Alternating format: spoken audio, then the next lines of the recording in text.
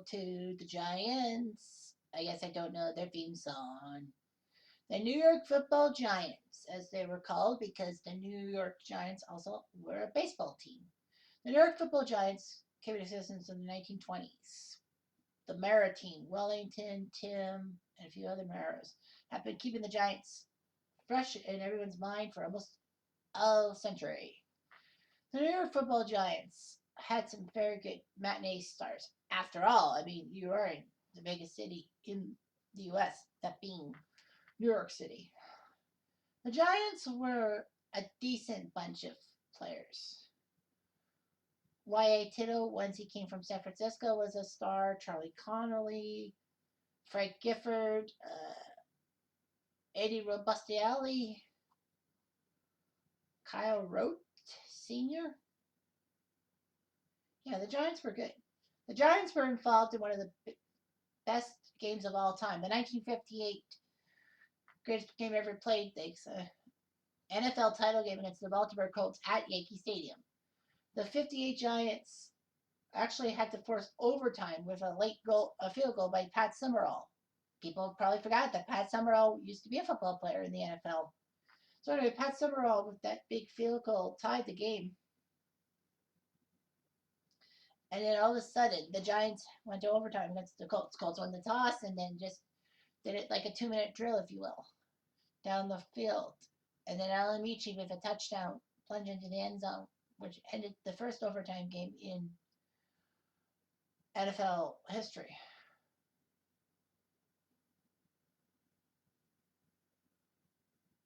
And then, of course, you know that the Giants were trying to be the team of the 60s, but couldn't, especially after Frank Gifford's tragic hits by Chuck Bednarik of the Eagles. Gifford almost lost 2 full seasons because of that injury. So anyway, the Giants weren't really a big powerhouse in the Super Bowl era until the late 70s. They were involved in a big game in 1978, which involved them and the Philadelphia Eagles. The Eagles were in trouble. They needed to win to have their slim wildcard hopes go live. And all of a sudden, they were losing. The Giants just had to keep the knee on the ground. Unfortunately, after an incident with a Philadelphia defender, I think that was Bill Bergey, did it. He hurt the Giants center. So it's like, we better do a run play to end the game. Pacharchuk fumbled the ball. Herman Edwards picked it up for a touchdown. Giants would fire almost everybody. But a light would come at the end of the tunnel.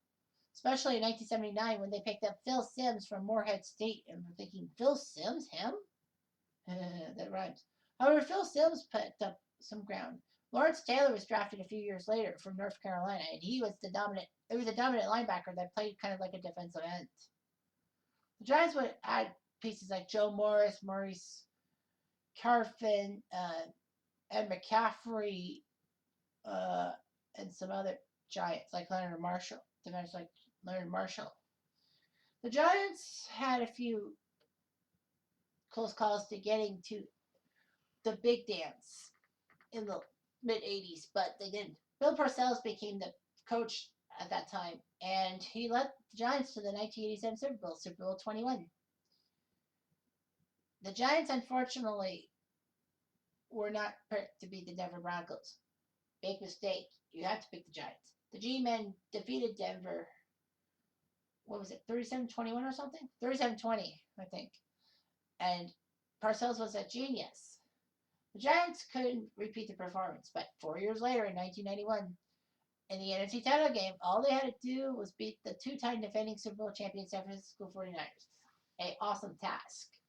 However, the Giants didn't need their offense.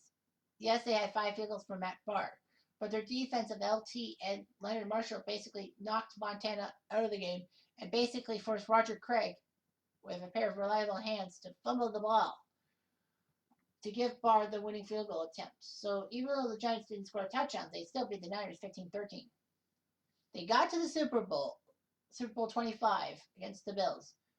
Parcells and Bill Belichick, who was the defensive coordinator at the time, basically knew the idea. The idea was to get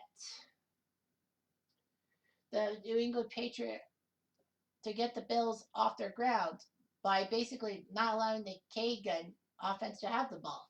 Simply put, it was just ball possession and time of possession. The Giants didn't let the Bills have the ball for a long time. Bills still had a chance to win the game on a 47-yard field goal by Scott Norwood, but he pushed it wide right. The Giants won the Super Bowl by the closest margin you can possibly imagine, 20-19. However, the Giants were mad when Bill Parcells decided to leave. Ray Handley came over. Things looked bad. Phil Simms also had issues, mostly because he was not the quarterback in 1991 when the New York Giants went to the Super Bowl. It was Jeff Hostetler. Simms was hurt, and Simms probably thought he was not getting appreciated. So basically, he had some things, and then all of a sudden, it's like the Giants were slipping. In the mid-90s, they had a few playoff games, but they couldn't get over the hump. However, in 2001, they got to the NFC title game against the Minnesota Vikings. Against the Minnesota Vikings at Giants Stadium. They were hosting the thing. And lo and behold, they won the game. And I'm not kidding when I say this score. 41-0. It was like, what? Yeah, it's true. However, for the Giants, their ride would end unexpectedly as the defensive-minded Baltimore Ravens used their defense and the return game to beat the Giants 34-7. The Giants had a kickoff return for a touchdown, and that's it. Kerry Collins was just shit after his great performance against the Vikings. So anyway, the Giants were trying their best. A couple years later, they would be in a famous playoff game, which we'll talk about in the What If. The one What If I wanted to do was talking about the 1993-94 Giants, that being Phil Simms' last season. Because the Giants actually had a winner-take-all game against the Dallas Cowboys at Giants Stadium in the final week of the 93 season. The winner would get the number one seed and, of course, the NFC title. The NFC East. So basically, the road to the 94 playoffs could have went through Giants Stadium. And yes, Emmitt Smith got hurt with a shoulder problem, but Dallas won the game in overtime. And you got to feel for the Giants because LT retired alongside Phil Simms. But anyway, the Giants looked decent. In 2007-08, they looked good. They went to the NFC title game against the Green Bay Packers in Green Bay with the temperature being a cold 0 Fahrenheit. Not Celsius, Fahrenheit. So all the Giants decided to do was just basically nip it in the bud. Destroy the Packers. Easier said than done. The Giants just had some bad coaching by Tom Coughlin. And Lawrence Tynes missed an easy 29-yard field goal to win the game in regulation. Green Bay got the ball in overtime, was ready to take down the Giants and force and have a Favre Brady Super Bowl. Nope, didn't happen. Brett Favre gets picked off by the Giants' Corey Webster, and then the Giants marching down the field. Tynes hits a 47-yard field goal to win the game and send the Giants to the Super Bowl against the 18-0 the Patriots. Patriots were up in arms. And I was reading the Sports Illustrated from that one. Dr. said that the best way is to put the defense to the test. I never forgave Paul Zimmerman for that, and I never will. So anyway, long story short, the Giants had a chance to go down the field. Eli Manning was sacked. No, he wasn't sacked in the fourth quarter. He got out of it, and then he threw that famous pass that David Tyree stuck onto his helmet for a touchdown. Not for a touchdown, but a big catch because Ty Law was coming at him. Lo and behold, the Giants got a winning touchdown from Plaxico Burress. The Giants won the Super Bowl 18-1 for the New England Patriots. Man, I was just stunned beyond all doubt.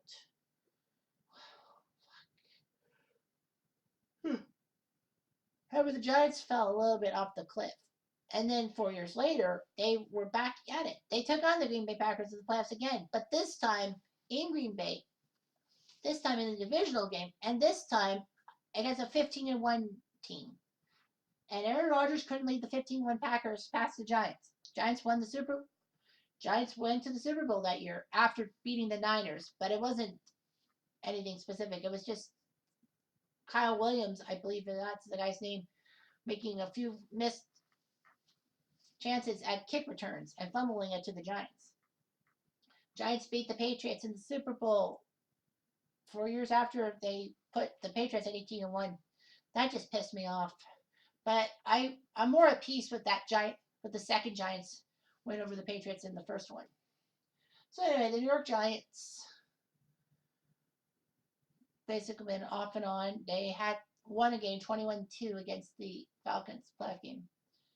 And they have been slipping in recent times.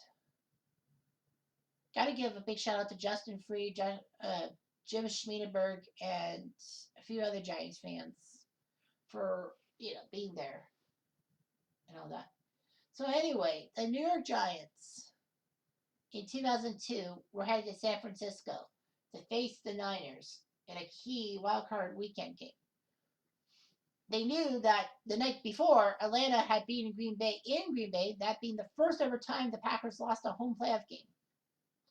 So the Falcons would take on the number 1 seed Eagles, which means that whoever won between the Giants and Niners, whoever it was, it didn't matter who it was, would face the Tampa Bay Buccaneers the next week in Tampa. So anyway, the Giants got off to a big 38-14 lead, and everyone thought that the Niners were done like dinner. But Terrell Owens and Jeff Garcia led them to a big win, and it didn't help matters for the Giants that Sean Williams got a couple of terrible unsportsmanlike penalties and got booted from the game. Now, the funny thing about this game is that it was on the same day as Pittsburgh's epic comeback against the Cleveland Browns in the first ever game for the new Cleveland Browns, if you will, to make the playoffs. Pittsburgh won that game 36-33.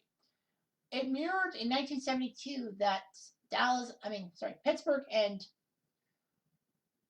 the Raiders were playing in a divisional round game, of course, Immaculate Reception, and then the next game in the playoff schedule was Dallas San Francisco, and when the San Francisco 49ers blew the lead to the Dallas Cowboys, and that's when Roger Staubach finally pressed himself as the number 1 quarterback and not Craig Morgan. So Giants actually had a chance for a 40-plus yard field goal. Trey Junkin, the long snapper that was just signed that week of the playoff game, would give it to the holder, who would make Matt Bryant kick the field goal. Junkin will snap. The Giants have to throw downfield. They do. There's a flag. Pass interference. We're all thinking the Niners are going to have pass interference, and the Giants are going to have a second chance. But they threw a flag for ineligible man downfield. And not even for pass interference. Because if the pass interference and the illegal man downfield were those penalties offset, and then basically the Giants would have had the ball back. Unfortunately, that didn't happen, and the Giants lost, and Trey Junkin got blamed massively for his mistakes and all that. But the NFL officials finally admitted to Steve Mariucci and the Niners that they blew the call. They got the numbers mixed up, the wrong numbers for the eligible and ineligible guards. Steve Mariucci just said one word: bummer. The Niners then would get served up revenge as Tampa won that game, divisional round game, and then Tampa went into Philly and beat the Eagles before winning the Super Bowl. So the situation is simple for the 2002 Giants. They beat the Niners. They somehow got that field goal. They will take on the Tampa Bay Buccaneers. We leave Atlanta alone because Philadelphia did beat Atlanta in the other divisional round game. So, of course, we leave Philly alone because Philly will deal with either the Giants or the Bucs in Philadelphia, no matter who it was. The AFC, of course, gets untouched, so the Raiders will be waiting. It's imperative to know that in the 2002-2003 playoffs were the first playoffs to have an 8-division format, meaning that seeds 1 through 4 would be the division winners. So basically the top 2 would still host divisional round games, but the other 2 division winners no matter how bad the division winners are, would be the 3 and 4 seed. And then, of course, the two wildcard teams would be decided by record. And the better of the two wildcard teams would face number 4, and then number 6 would take on number 3. And also, I read that this is the first year that the AFC and NFC Conference Championship games changed from 12:30 and 4 to 3 and 6:30. They didn't want the two conference championship games that might end up on the West Coast to play at different times. I mean, to play at the same time because first one would have been at 12:30 Eastern time, which would have been 9:30 a.m. out west. But anyway, so the Giants beat the Niners in this scenario to take on the Tampa Bay Bucks. It's imperative to know that if the Giants win over the Bucks, then the Giants we have to do Giants Eagles because Tampa won the Super Bowl. Oakland is waiting on whoever gets out of this situation. So if Tampa wins, then they would win the Super Bowl. But otherwise, we might have to do a few games extra. So late wind in Tampa Bay. Well, unfortunately, I wish I could do like a 2-string playoff, but that is not going to happen. Sorry, Giants. They lose 16-13. Did Tampa score in the final seconds? Nope. Grammatica, 10 minutes left. The Giants might have had a chance. So let's just check it out. Let's just check this out. Okay, so Grammatica kicks the field goal. The Giants, unfortunately, go 3 and out. First possession. Next possession, they only get 3 yards. They have a drive with 3 minutes left. Unfortunately, Collins could not get a thing. But then they got the ball back with a minute 15 left. Collins to Dixon. They got all the way to their 46. But unfortunately, and Tiki Barber was going to get a 20-yard run upfield. Unfortunately, they get flagged for holding. And Collins did not do the job. So the Buckies won. Allstott from Johnson, Grammatica field goal, Collins to Tiki Barber. But basically, it was a battle of field goals. Mike Allstott named player of the game. 2 catches for 97 yards, including that 87-yard touchdown catch. Wow. Collins, 21 for 36, 227, and a touchdown. Brad Johnson, 12 for 21, 182, and a touchdown. Grammatica made from 27, 30, 34. Brian, 26 and 28. So the New York Football Giants don't get their happy ever after. And it's sad, really. But them's the rules. I mean, you can't break the rules for anybody. So, especially Jim Schmiedenberg. I wish I could bend the rules, but I just can't. I'll be anticipating a shut up, Cutter retort soon enough. Goodbye for now.